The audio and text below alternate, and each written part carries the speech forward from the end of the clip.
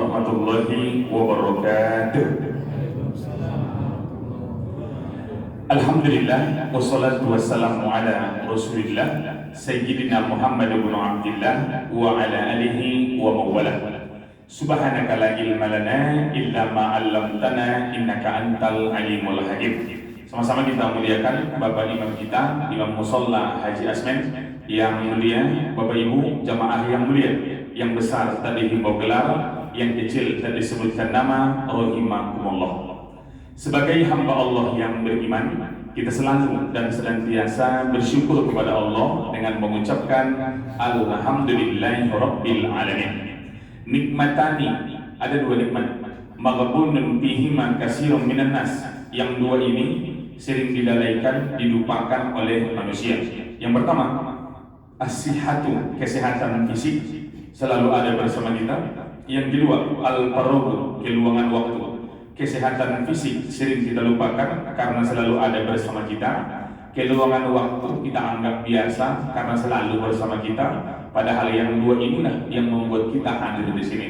Badan kita sehat, waktu kita sempat, sehingga yang dua ini bisa kita gunakan untuk ibadah. Saya berdoa, mudah-mudahan langkah dari rumah sampai ke tempat ini dihitung malaikat sebagai amal dan ibadah. Amin ya rabbal.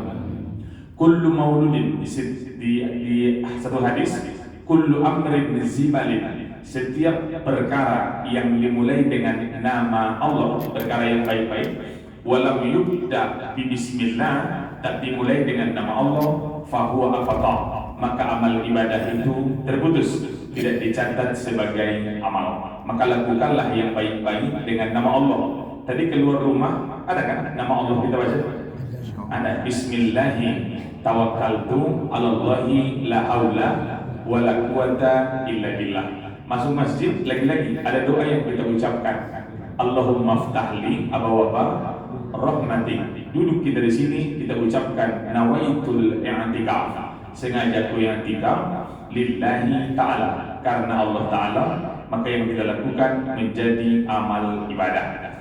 Selanjutnya salawat dan salam sama-sama kita haturkan. Allahumma salli ala sayyidina Muhammad wa ala ali sayyidina Muhammad. Mudah-mudahan kita semuanya mendapatkan syafaat al-uzma dari Nabi sallallahu alaihi wasallam. Amin ya rabbal alamin. Bapak Ibu, kajian kita kemarin sudah selesai sampai di sini. Fikih itu atau syariat pembagiannya ada 6. Yang pertama namanya toharoh. Toharoh artinya bersuci, dan bersuci itu proses dari yang tadinya kotor menjadi bersih. Proses itu namanya toharoh. Menurut Imam Al-Ghazali, toharoh itu ada 4. Yang pertama, bersihkan badan dari hadas. Ini kemarin kita bahas Al-Maidah surat ke-5 ayat ke-6. Yang kedua, membersihkan badan dari dosa yang kita kenal namanya taubat. At-Tahrim surat 66 ayat yang ke-8. Yang ketiga, membersihkan hati dari penyakit. Dan ini Bapak Ibu bisa saja ada di hati kita. Dan Al-Quran menjelaskan di Al-Baqarah surat yang kedua nomor ayat yang ke-10. Fi qulubihim marad, di dalam hati mereka terdapat sebuah penyakit. Fazadahumullahu marada, Allah tambah penyakit itu. Maksudnya begini Bapak Ibu, ada orang ketika diingatkan dia tersinggung. Ada orang ketika diingatkan dia merenung. Orang cerdas diingatkan akan merenung. Orang bodoh diingatkan akan tersinggung. Pertanyaannya, yang banyak yang mana? Tersinggung. Berarti yang banyak yang iya, dengan mendengarkan nasihat itu reaksi orang akan dua. Jadi tadi ada yang tersinggung, ada pula yang merenung. Jadi di ayat ini diingatkan ke kita, ada orang diingatkan dia dengan penyakit hati, tapi dia tidak merasa. Fazadahumullahu marada, Allah tambah penyakit itu. Walahum adabun alimum bima kanu yakzibun, mereka mendapatkan azab yang pedih karena apa yang mereka dustakan. Dan Bapak Ibu, Al-Quran mengingatkan di kita 3A, kemarin kita sambung, adalah takabur. Takabur itu merasa diri lebih besar dari orang lain. Surat Luqman, surat 31, nomor ayat 18. Wala tusakhir khaddaka linnas, jangan palingkan wajahmu dari manusia. Wala tamshi fil ardi marha, jangan berjalan di muka bumi dalam keadaan ponga, sombong, takabur, membusung dada. Innallaha, sesungguhnya Allah, la yuhibbu kulla mukhtalin fakhur, tak menyukai orang yang membesarkan diri, orang-orang yang melampaui batas. Halo, Ibu? Orang takabur itu kayaknya dua. Pertama, baturul haq, menolak kebenaran. Yang kedua, waghamtun nas, menjengkal, mengukur hidup orang lain. Orang tua menasihati anak, bagus nggak? Bagus. Coba dibalik. Anak menasihati orang tua, bagus nggak? Bagus. Bagus. Padahal sama-sama nasihat ya. Watawasaw bil haq, watawasaw bis sabr. Saling ingat mengingatkan untuk kebaikan, saling ingat mengingatkan untuk kesabaran. Ustaz menasihati preman, bagus ya? Coba dibalik. Preman menasihati ustaz, bagus ya? Bagus. Tapi entah kenapa kalau takabur ada di sini berat menerima itu. Padahal Bapak Ibu, ambillah hikmah itu, jangan peduli dari manapun dia datangnya. Artinya, walau dari orang yang kita anggap biasa, kalau bermanfaat, ambil. Walau dari orang yang kita anggap hebat dan berilmu, kalau yang keluar tidak baik, jangan ambil. Karena Bapak Ibu, al-khata' wan nisyan, sifat anil insan, sifat salah, sifat lupa, dua sifat yang tak bisa hilang dari manusia. Oke, saya ulang ya. Walaupun siapa orangnya, kalau yang baik, ambil. Walaupun siapa manusianya, kalau yang buruk, jangan diambil. Apa maksudnya Pak Ustaz? Seringkali yang ditengok orang adalah orangnya, bukan apa yang disampaikan. Ibu paham? Makanya ada orang kadang-kadang fanatik kepada orang, maksudnya kepada person, kepada manusia. Kalau sudah guru dia yang ngomong, salah pun taat dan patuh. Tapi kalau sudah orang yang dia benci berbicara, yang baik pun akan dia tolak. Takabur namanya itu. Dan Bapak Ibu, apa sebab takabur itu? Ini sampai disinilah kemarin pembahasan kita. Yang pertama, yang menyebabkan takabur itu adalah leluhur. Maksudnya dia merasa leluhur dia lebih tinggi dari orang lain. Itu yang membuat dia menolak nasihat.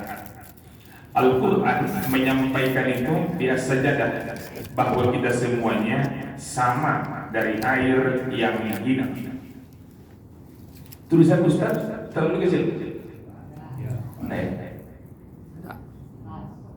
Pas. Oke, Bapak Ibu, di ayat ini summa ja'ala naslahu min sulalatin min ma'in mahin. Bapak Ibu, kita manusia semuanya diciptakan dari air yang hina. Tak perlu saya terjemahkan itu kita paham dengan itu.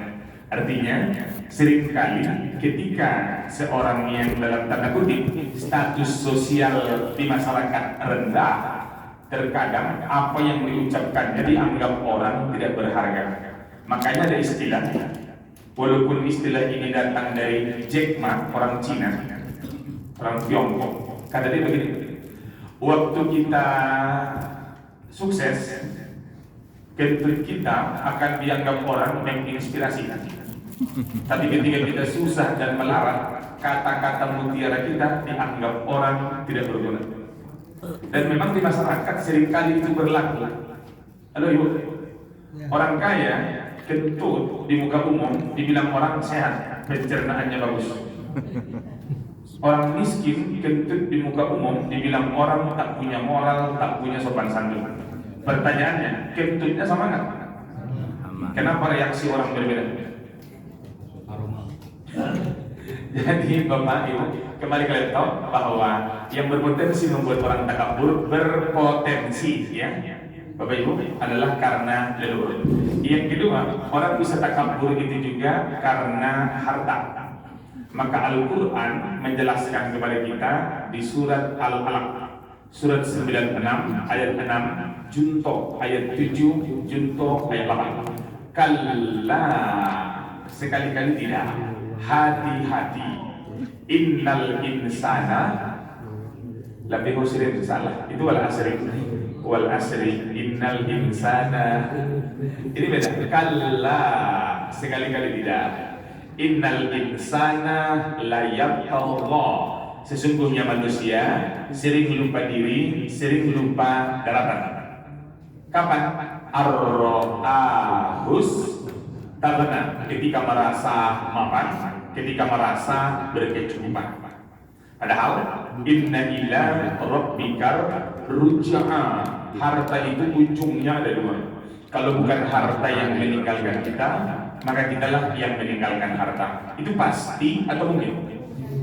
Pasti ya. Kita yang meninggalkan harta atau harta yang meninggalkan kita. Ibu mau yang mana? Harta meninggalkan kita meninggalkan harta. Kita meninggalkan harta ya. Jadi masih lebih berharga harta dibanding nyawa kita. Iya kan? Logikanya begitu kan? Nah, jadi lebih baiknya Pak Ustaz mati daripada melarat. Oke, yang berpotensi yang ketiga membuat orang menjadi sombong, takabur adalah karena amal ibadah. Ini kita cek ya Bapak Ibu, surat An-Najm, surat 53 ayat 32. Itu berpotensi membuat orang menjadi takabur. Bapak Ibu, jamaah ibadah seharusnya membuat kita semakin bertakwa. Maksudnya semakin takut kepada Allah. Al-Baqarah surat kedua ayat 21. Ayatnya Ustaz garis bawah ya supaya ibu tidak salah. Seharusnya Bapak Ibu, ibadah membuat manusia menjadi bertakwa. Di Al-Baqarah surat kedua ayat 21. Tapi dengan ibadah orang bisa merasa dirinya lebih suci dari orang lain. Oke, kita cek dulu ya Al-Baqarah ayat 21. Ya ayyuhan nasu budu, wahai manusia, beribadahlah kepada siapa? Rabbakumul ladzi khalaqakum, kepada Tuhan yang telah menciptakanmu. Walladzina min qablikum, yang telah menciptakan orang-orang sebelummu. Apa gunanya? La'allakum tattaqun, semoga engkau menjadi orang yang bertakwa. Siogianya, seharusnya ibadah itu begitu takwa. Tapi aneh bin ajaib, ada manusia yang karena ibadah membuat dia takabur. Kok bisa? Tidak cek. An-Najm ya, surat 53 ayat 32. Alladzina yajtanibuna kabairal ismi wal fawahish illa lamam. Orang-orang yang menjauhi dosa besar, menjauhi perbuatan keji. Yang susah kita jauhi adalah dosa-dosa kecil. Ingat, inna rabbaka wasi'ul maghfirah, sesungguhnya Allah maha luas ampunannya. Yang baru diceritakan di ayat ini barusan, itu orang beramal atau orang berdosa? Halo? Yang baru disebut di ayat itu orang beramal atau orang berdosa? Entar Ustaz, dengar aku tadi ngantuk ulang. Alladzina yajtanibuna kabairal ismi wal fawahish illa lamam. Orang-orang yang menjauhi dosa besar, menjauhi perbuatan keji. Yang sulit dijauhi adalah dosa-dosa kecil. Inna rabbaka wasi'ul maghfirah, Sesungguhnya Tuhanmu maha luas ampunannya. Berarti yang baru dijelaskan tadi, orang berdosa atau orang beramal? Berdosa. Dari mana yang tahu berdosa? Allah maha luas. Berarti yang baru dijelaskan sebelum itu orang berdosa. Makanya Allah menjelaskan tentang ampunan. Huwa a'lamu bikum iz ansha'akum minal ardh. Dia yang paling mengetahui tentangmu sejak engkau sampai di muka bumi. Kita sampai di muka bumi kapan? Lahir, bukan macam astronot gitu kan, turun dia sampai. Bahkan sebelum lahir, wa id antum ajinnatun fi butuni ummahatikum. Bahkan dia tahu kepadamu sejak engkau sampai di muka bumi, bahkan sebelum engkau sampai di muka bumi. Di mana kita? Di perut ibu. Bahasa Qur'annya fi butuni ummahatikum, di dalam perut ibumu masing-masing. Berarti sebelum alam dunia. Makanya dalam Islam 5 alam yang ditempuh manusia. Yang pertama namanya alam ruh. Apa namanya? Ruh, bukan roh. Ruh. Yang kedua namanya alam rahim, kandungan. Alam ruh itu bagaimana? Contoh, saya lahir tahun 92 Januari. 91 dikandung orang tua. Tahun 87 saya di mana? Alam ruh. Saya di awang-awang. Alam ruh. Awang. Saya tak tahu di mana awang-awang itu. Dari dulu sering bilang orang awang-awang. Tak tahu di mana awang-awang. Oke, alam ruh namanya. Yang kedua namanya alam rahim, alam kandungan. Berapa lama? Tak selamanya. Ada yang 9 bulan 10 hari, ada yang 8 bulan, ada nggak? Ada pula yang 7 bulan udah lahir. Namanya prematur. Karena ibunya jarang minum susu prenatal. Prematur ya. Misal, ada yang dikandung 12 bulan, ada nggak? 12 bulan dia dikandung, lahir langsung tumbuh giginya. Itu luar biasa tuh. Nah ini alam rahim, alam kandungan. Berarti dari 2 alam ini, Bapak Ibu, sebenarnya kita berpindah kan? Ruh itu sudah ada di alam ruh. Cuma 4 bulan setelah dikandung berpindah dia, berpindah sendiri atau ada yang mengantar? Ntar Ustaz belum pernah tahu kebanyakan yang mengantar. Malaikat yang mengantarnya tak disebut namanya, cuma ada. Setelah kita selesai alam rahim, maka berpindah lagi ke alam ketiga, namanya alam dunia. Berpindah lagi kan? Berapa lama orang di dunia? Tergantung. Ada yang 950 tahun. Ada, namanya Nabi Nuh. Nabi Ibrahim 175. Nabi Musa 125 tahun. Nabi Muhammad 63 tahun versi Hijriah. Kalau versi Masehi, usia Nabi itu 61. Kalau ada orang bilang sekarang usiaku sama dengan usia Nabi Pak Ustaz 63, jawaban itu salah. Karena Nabi 63 hitungannya Hijriah. Bapak ini 63 hitungannya Masehi. Karena usia Nabi itu kalau dihitung pakai tahun Masehi 61 tahun.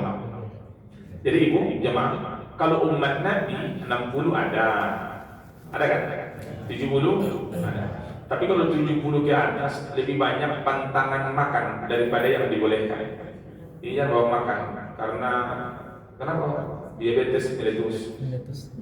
Itu juga jangan. Kenapa? Karena misal giginya sudah tereliminasi. Tinggal 2, dimasukkan yang kacang dari kanan, keluar dari kiri. Nah, jadi jamaah yang mulia berpindah lagi dari alam dunia ke yang keempat, namanya alam barzah. Berarti ruh itu berpindah kan? Pindah sendiri atau dipindahkan? Dari alam ketiga dunia ke alam keempat, alam barzah, alam kubur. Pindah sendiri atau dipindahkan? Dipindahkan. Siapa yang memindahkan? Hah? Malaikat. Malaikat apa? Tentang belum pernah jumpa Pak Ustaz. Siapa yang dengar? Israel. Allah punya kan? Bila datang. Jadi ada orang kalau dipanggil tak mau. Tapi kalau panggilan Israel bisa nggak tidak panggil? Mana bisa? Kalau panggilan sidang mungkin bisa orang menghindar. Nah, jadi yang keempat besok berpindah lagi ke alam yang kelima, namanya alam akhirat. Ibu ingat nggak yang lima itu? Satu, alam roh. Empat.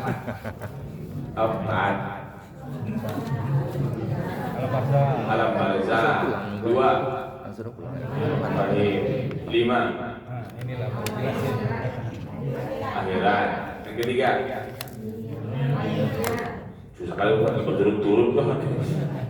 Oke, jadi jamaah yang mulia, di ayat ini tadi Allah lebih tahu kepada kita sejak kita sampai di muka bumi atau bahkan ketika kita masih di perut ibu kita masing-masing. Oleh karenanya pesannya itu, halo intinya, fala tuzakku anfusakum. Di sini. Jangan merasa dirimu suci. Kenapa? Huwa a'lamu bimanit taqwa. Huwa a'lamu bimanit taqwa. Allah yang lebih tahu siapa yang paling bertakwa di antara kita. At-taqwa hahuna. Takwa itu letaknya di sini. Di mana? Hari ini bisa nggak kita ukur kualitas ketakwaan kita? Aduh, apakah kita bisa mengukur ketakwaan kita? Gimana mengukur itu? Alat ukurnya belum ada. Sedangkan ketakwaan kita tak bisa kita ukur, apalagi ketakwaan orang lain. Paham maksudnya? Artinya, sedangkan kualitas iman kita tak tahu berapa ukurannya, apalagi kualitas iman orang lain. Dan Bapak Ibu, kesombongan, takabur tadi bisa terjadi ketika kita merasa diri kita lebih tinggi, merasa ibadah kita lebih banyak, merasa seolah-olah kita dekat dengan Allah dibanding dengan orang lain. Ibu, orang merasa dekat dengan Allah, itu pengakuan atau diakui? Pengakuan kan? Apakah Allah merasa dekat dengan dia? Belum tahu. Jadi intinya Bapak Ibu, kita hanya tahu orang melakukan dosa. Kapan orang taubat, kapan taubatnya diterima, itu di luar jangkauan kita. Kata kuncinya, berlomba-lomba dalam kebaikan, yes. Tapi merasa diri lebih baik dari orang, nehi. Ulangi, fastabiqul khairat, berlomba-lomba dalam kebaikan, yes. Tapi merasa diri lebih baik dari orang lain, nehi. Oke, next. Orang juga bisa sombong karena sebab fisik yang ganteng, fisik yang cantik. Bisa terjadi? Ya. Al-Mu'minun surat 23 ayat 12. Quran mengingatkan kita. Wa laqad khalaqnal insana min sulalatin min tin. Sesungguhnya kami menciptakan manusia dari saripati tanah, dari saripati tanah, dari tanah kita semua. Lalu Ibu, orang kaya dari tanah, orang miskin dari tanah juga, orang ganteng macam saya dari tanah, orang jelek macam dia dari tanah. Kita semua sama dari tanah. Sifat dan gayanya berbeda karena rupanya tanahnya berbeda. Suka bikin masalah dari tanah, sengketa. Ada teman begitu, masalah aja. Orang yang takabur tinggi hati, rupanya dari tanah pegunungan. Makanya agak peninggi terus gaya itu. Kalau jumpa sama dia, ngobrol sama dia, kita harus bawa tangga agar ucapan kita setara dengan ucapan dia. Jadi kalau istriku suka belanja Pak Ustaz dari tanah apa? Tanah Abang. Makanya Shopee cek oleh terus gaya ini. Sigi-sigi paket, sikit-sikit pakai. Ada istri model itu. Ibu, kalau paket ibu datang, ibu maunya suami sedang di rumah atau sedang di luar? Di rumah. Jadi jamaah yang mulia, oke, kembali ke laptop bahwa ibu, bapak, jamaah yang mulia, mohon maaf ya, jangan tersinggung. Ini secara mental sangat berbahaya. Contoh-contoh ya, jangan marah nih, karena ada rekaman, aku salah ngomong. Ada seorang bupati, dulu waktu dia menjabat 2 periode, mau masuk mobil, buka sendiri atau dibuka kan? Rumah dinas dia dapat, ketika mau masuk mobil dia dibukakan pintu. Safari Ramadan turun dia ke masjid di satu kampung, disambut nggak? Sambut. Itu ibu-ibu pakai rebana udah 10 orang disiapkan, dan mereka udah latihan 2 minggu untuk menyambut Pak Bupati. Dia pakai dum-dum chair, namanya organ tempeleng. Iya kan, selamat datang Bapak Bupati. Rupanya waktu Pak Bupati mencalon jadi gubernur tak terpilih. Suara dia kalah 5% dari calon yang lain. Misal, setelah tak menjabat lagi, pintu buka sendiri, itu dibukakan. Waktu datang dia ke masjid, disambut atau datang sendiri? Dari penghormatan yang tinggi, merasa diri hebat, tahu-tahu seperti itu tidak dianggap orang lain, itu bisa stres luar biasa. Namanya post power syndrome. Pernah dengar? Yang terbiasa dimuliakan orang, yang terbiasa diampu orang, yang biasa diangkat-angkat orang namanya, tahu-tahu dianggap biasa. Itu hati kecil itu berontak luar biasa. Maka banyak pejabat itu ketika sudah tak menjabat itu menyendiri macam orang bodoh gitu. Ya, karena yang tadi kalau ada acara nama dia pertama diucapkan, yang kami muliakan Bapak Bupati, gitu kan? Ketika tak menjabat tak dianggap ya sebenarnya. Itu bisa hilang Bapak Ibu. Post-power syndrome itu akibat dari ini. Makanya ada orang kalau waktu menjabat rendah hatinya luar biasa. Kenapa? Dia mempersiapkan diri, andaikan nanti jabatan tak ada, biar aku tak kaget. Halo, Ibu. Jadi orang yang takabur ini sebenarnya sangat mudah tersinggung kalau merasa harga dirinya jatuh. Halo, orang-orang yang punya takabur, salah satu ciri khasnya adalah sangat mudah tersinggung ketika merasa harga dirinya jatuh. Contoh ya, mohon maaf. Saya sebagai ustaz, ketika sifat takabur ada di sini, tiba-tiba ada orang lewat bolak-balik jalan di depan saya ketika sedang ceramah, sakit gak? Kalau ada sifat itu sakit. Tapi kalau saya merasa kita sama, kita setara, itu tidak akan sakit. Tapi ada sebagian orang ketika dia ceramah, ada anak-anak yang ribut, ada ibu-ibu yang ngobrol, langsung berhenti ceramah. Saya Bapak Ibu jauh-jauh ke sini supaya didengarkan. Kalau Bapak Ibu ribut sampai sini ada ceramah kita. Assalamualaikum warahmatullahi wabarakatuh. Kenapa? Ada seperti itu. Merasa diri hebat, harus didengarkan orang, harus disanjung, harus dimuliakan. Itu post-power syndrome. Makanya dalam lagu tadi, janganlah mau disanjung-sanjung. Supaya tidak terjadi post-power syndrome. Itu bahaya Bapak Ibu. Halo, jemaah. Ibu tersinggung. Oke, B. Penyakit itu tadi, ini A, takabur ya. B, namanya nifak. Ini sangat bahaya. Apa itu? Nifak. Nifak itu menyembunyikan yang busuk, memperlihatkan yang baik. Ulang. Ibu, menyembunyikan yang busuk, memperlihatkan yang ada sifat manusia begitu. Ya, Nifak. nifak. Dan Allah menjelaskan itu, salah satu cirinya adalah bermuka dua. Muka dua, kelebihan atau kekurangan? Lebih lebih banyak kali buat ini. Oke, bermuka dua. Al-Baqarah surat kedua ayat 14. Wa iza laqul ladina amanu qalu amanna.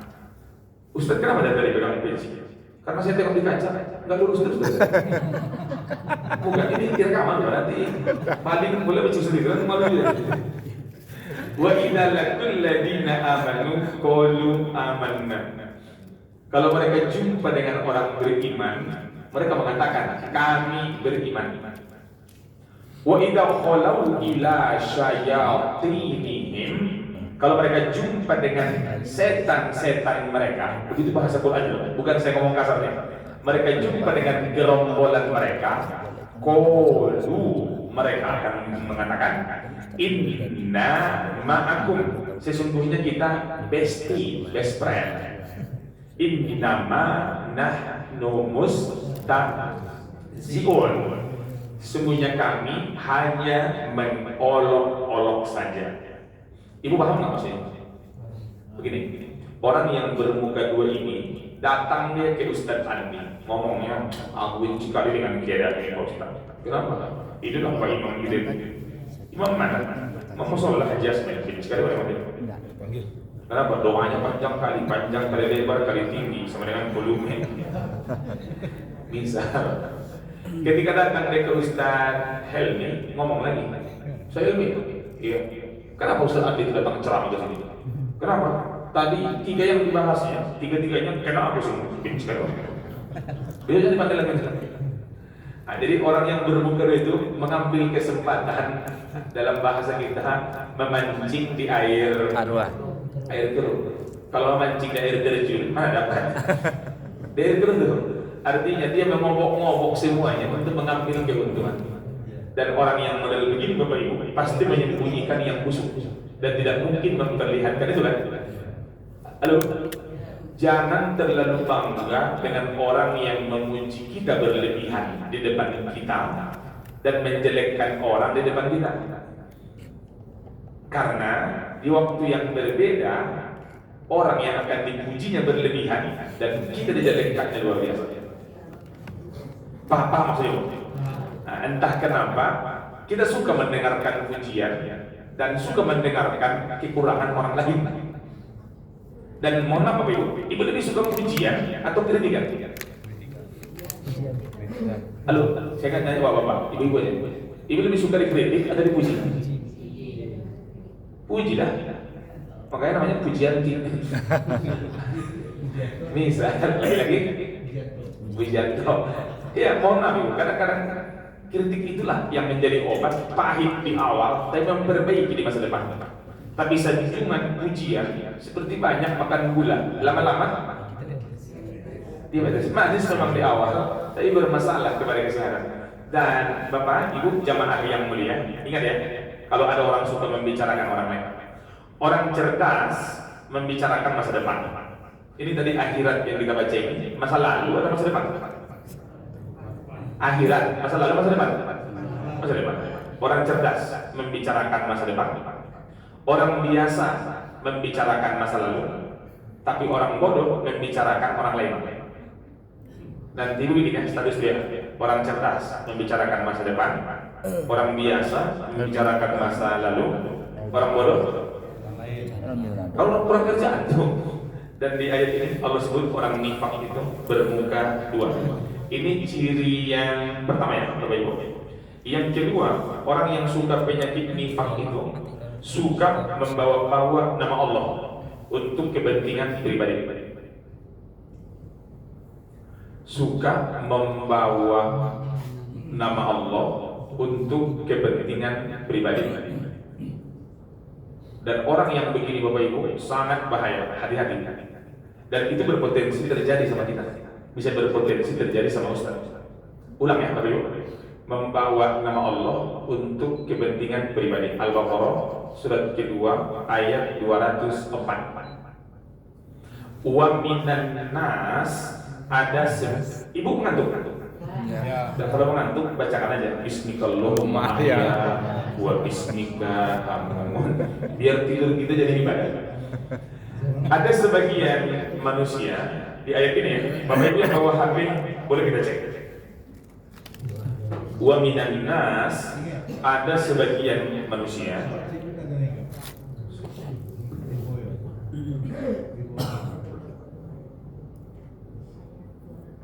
Oke, ini spidol yang satu lagi. Ustaz bawa pulang biar besok nggak dipakai lagi. Ada sebagian manusia mayyujibuka qawluhu fil hayatid dunia. Kata-katanya membuatmu terpikat. Cara ngomongnya membuatmu terpukau. Aduh, isi pembicaraannya membuatmu kagum dengan yang bersangkutan.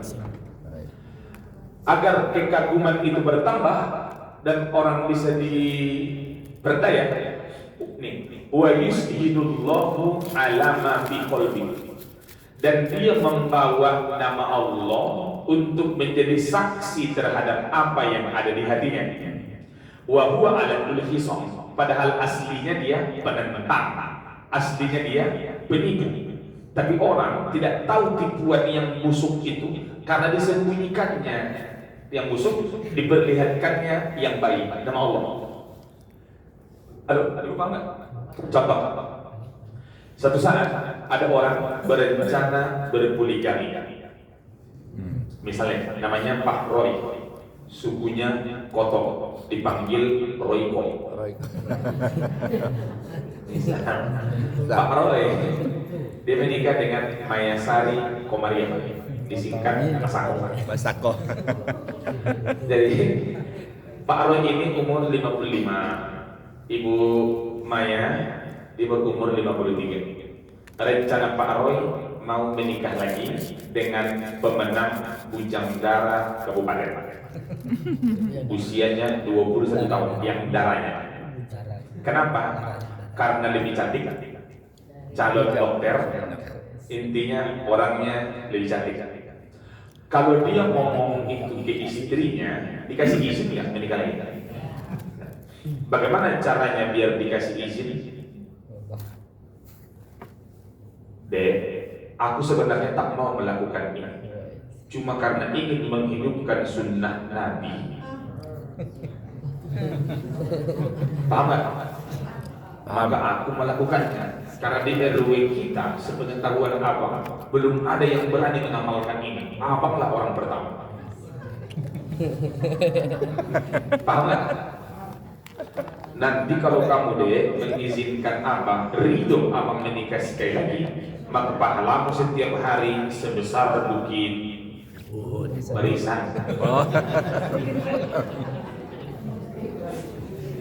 Tidak kenal apa raya betul. Paham maksudnya? Nah, dan nanti kalau engkau ridho dan ikhlas, kau masuk surga langsung tanpa hisab. Aduh, indah kan kedengarannya. Ini suamimu ini deh, sebenarnya bukan milikmu, tapi milik Allah. Masya Allah. Coba ya Pak, ibu sebagai perempuan dimainkan model begitu. Wah, iya juga mau ya. Silakan. Sah. Iya juga tuh. Itu karena Ustaz sudah buka rahasianya, maka ibu ngomong tidak. Andai kan belum dibuka, dia juga orang biasa suamiku ini. Dan deh, semakin banyak istri yang mendoakan, maka rezeki kita akan bertubi-tubi. Orang biasa itu. Ibu, halo. Mohon maaf ya. 90%, mungkin 95% orang Indonesia berpoligami, mainnya begitu. Karena kalau dia ngomong niat aslinya, itu nggak ada yang mengizinkan, mana ada. Halo, kecuali istrinya ngasih dia 20 miliar, deh 20 miliar nih, izinkan aku menikah sekali lagi. Ada nggak ada bang?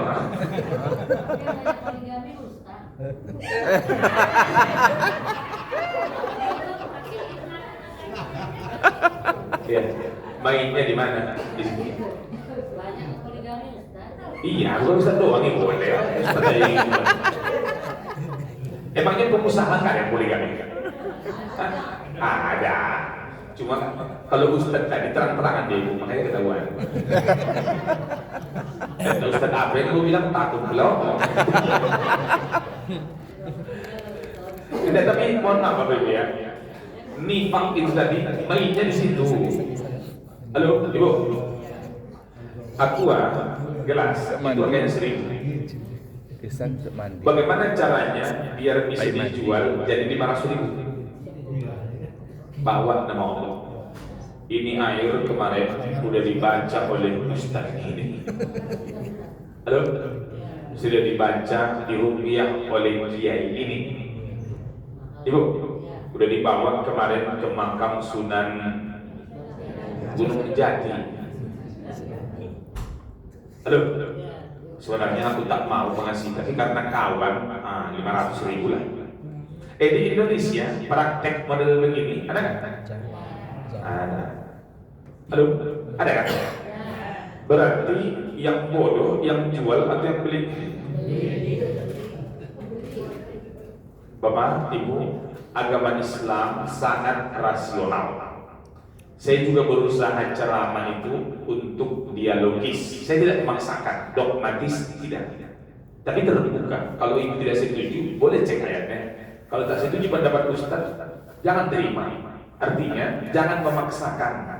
Hal-hal yang seperti tadi, Ibu Bapak, sudah terlalu banyak penipuan yang model begitu terjadi, tapi tiap tahun masih banyak orang tertipu. Aduh, kan praktek pengobatan alter itu banyak yang dikerebek polisi kan? Karena penipuan, karena A, B, dan C. Tapi entah kenapa, akan buka praktek yang lain. Kenapa? Nih, membawa nama Allah itu sesuatu yang sangat menguntungkan.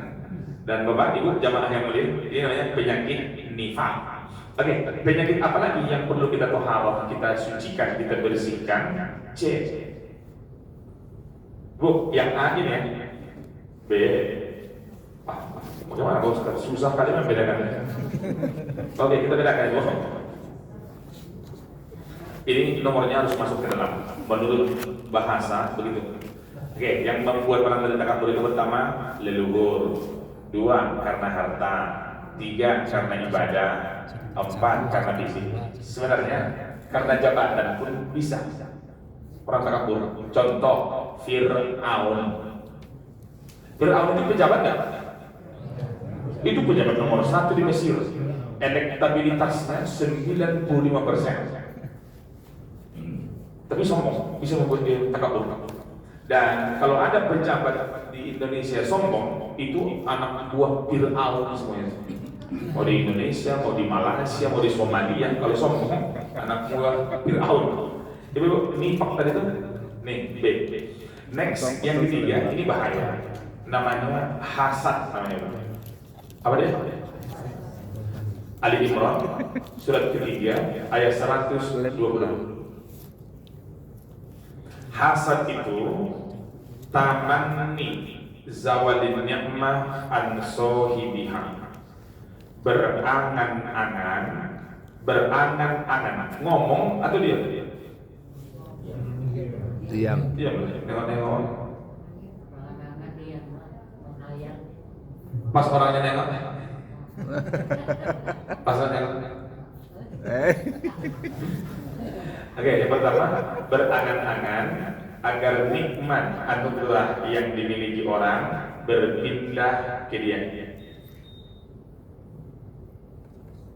Dan mohon maaf, jamaah yang mulia, inilah yang membuat orang ingin memperebutkan nikmat anugerah yang Allah beri berpindah ke dia.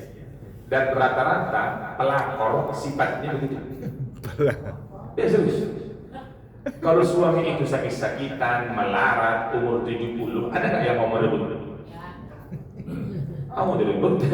Tapi kalau umurnya baru 50 tahun, kaya raya, sukses, ganteng pula. Itu karena dari awal ada penyakit di sini hasad. Berangan-angan agar yang dimiliki orang berpindah ke dia.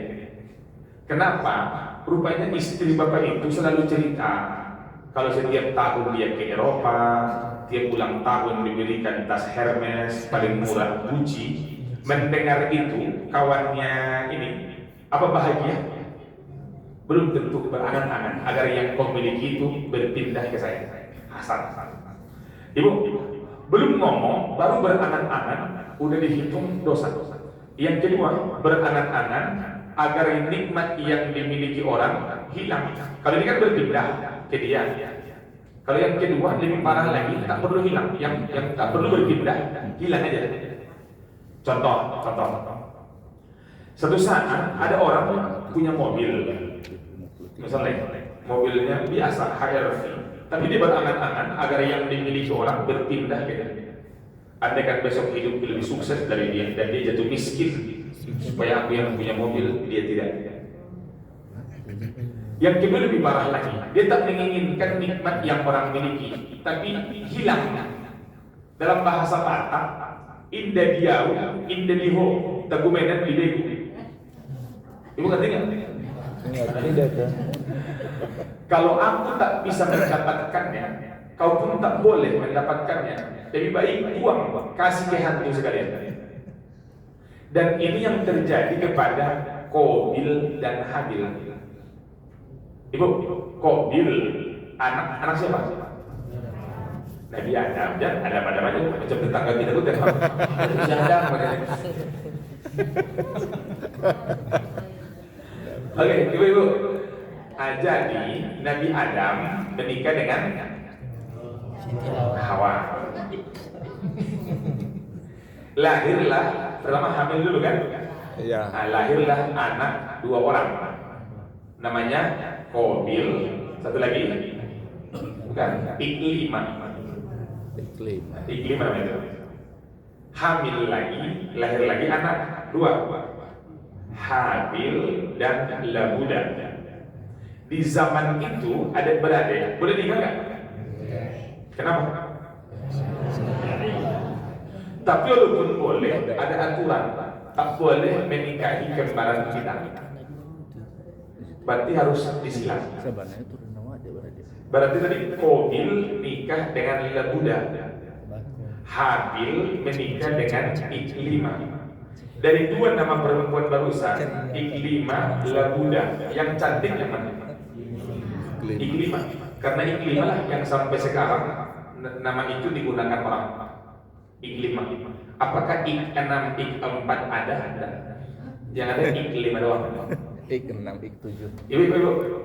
Jadi perasaan si Qabil, hai Habil, kalau aku tak bisa mendapatkan Iklima, kau pun jangan mendapatkan dia. Itu hasad level nomor 2 itu. Berangan-angan agar yang dimiliki orang musnah dan hilang. Bisa terjadi nggak ke kita? Halo? Bisa terjadi nggak? Bisa lah, kita semua berpotensi memiliki penyakit ini. Dan jamaah yang ketiga, tanpa kita sadari, selain berangan-angan, tidak ridho dengan karunia yang diberikan Allah. Jadi kenapa dia begini, kenapa saya begini, itu bagian daripada hasad. Tidak ridho dengan rezeki yang diberikan Allah.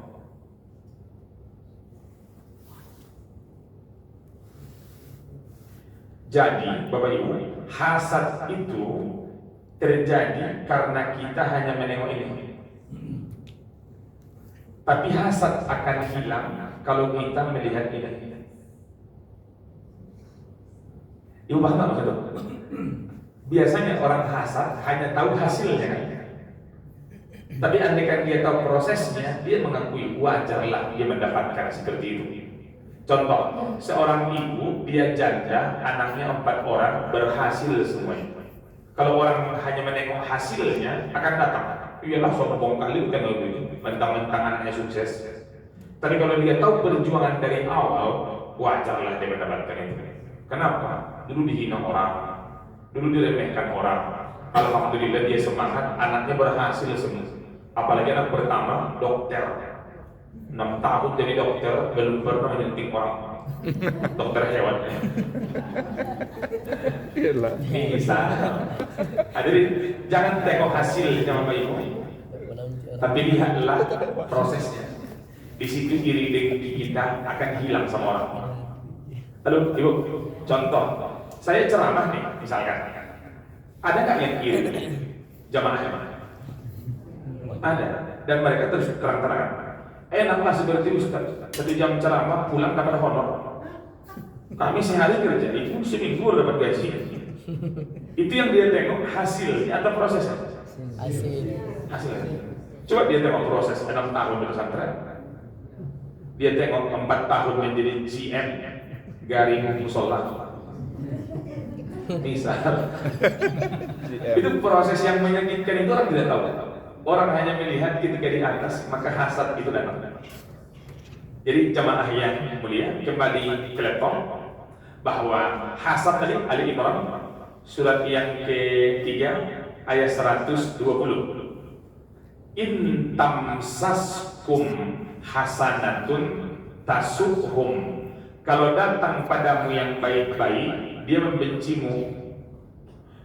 Anak ibu lulus PNS, ibu bahagia kan? Tetangga ibu? Belum tahu. Jadi tak semua kebahagiaan itu harus kita upload di media sosial. Ya. Karena tak semua hati orang siap menerima itu. Halo? Betul. Nah, jadi kalau orang bertanya, apakah sederhana itu penting Pak Ustaz? Iya, karena menghilangkan, berpotensi dari menghilangkan iri dengki di hati orang lain.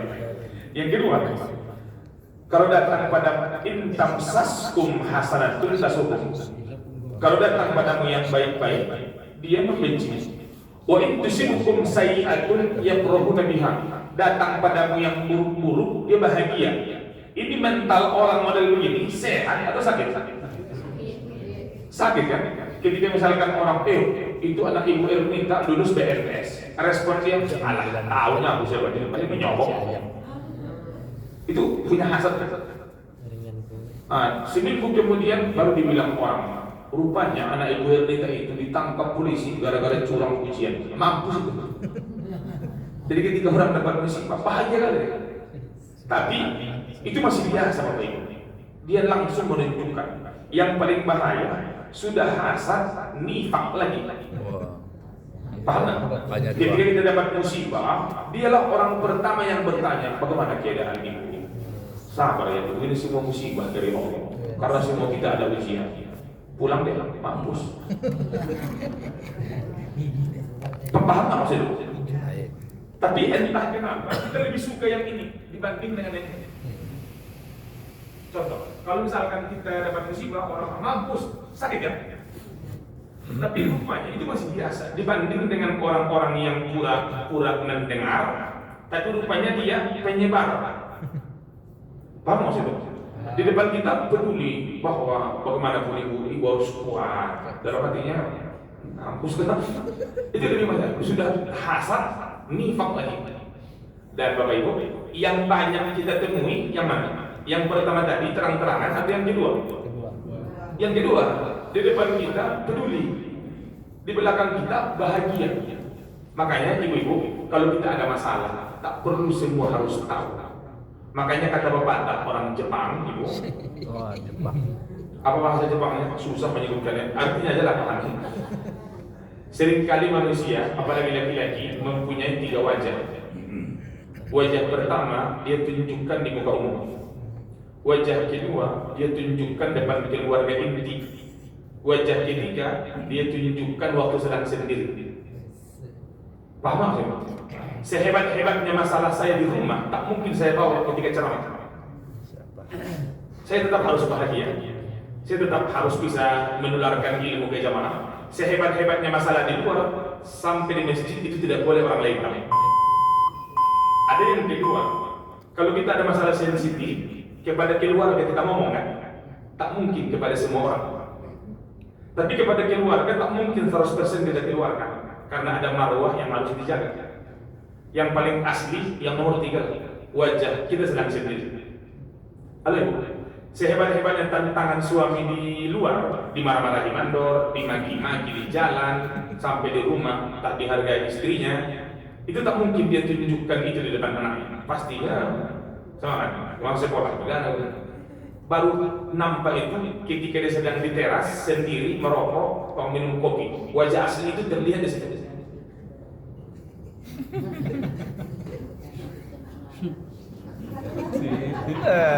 Serius. Kalau di depan umum mana nampak itu? Di depan istrinya tak mungkin kelihatan karena dia takut membuat istrinya bersedih dengan kesedihan dia. Tapi bininya udah tidur, berangan-angan di depan begini. Kenapa Bang? Enggak ada aman, semua aman. Makanya ada istilah, laki-laki tidak bercerita, tahu-tahu gila. Ya serius nih, karena ada gengsi untuk menceritakan itu. Kalau perempuan, jangan masalah dia, masalah tetangganya pun suami harus tahu. Jadi jamaah yang mulia, dan kembali lagi ke Bapak Ibu, menghadapi orang yang hasad tadi, wa in tasbiru, jika engkau bersabar, wa tattaqu, engkau bertakwa, la yadurrukum kaiduhum sayyi'ah, tipu daya mereka tidak merugikan sedikit pun. Di ujung ayat, wallahu bima ya'maluna muhit, Allah maha teliti dengan apapun yang mereka lakukan. Dan Bapak Ibu, hari Senin besok kita akan membahas tafsir di Al-Falaq surat 13 ayat 5, dan ini masih berkaitan dengan hasad. Al-Falaq ayat 5, wa min syarri maholak salah, wa min syarri gosihin salah, wa min syarri nafasat salah, wa min syarri, itu kan hasad cerita kita. Wa min syarri Hasidin iza hasad. Jadi bagaimana ayat itu turun? Kenapa bisa diturunkan Allah? Ada apa hikmah di balik itu? To be continue. Continue. Bersambung.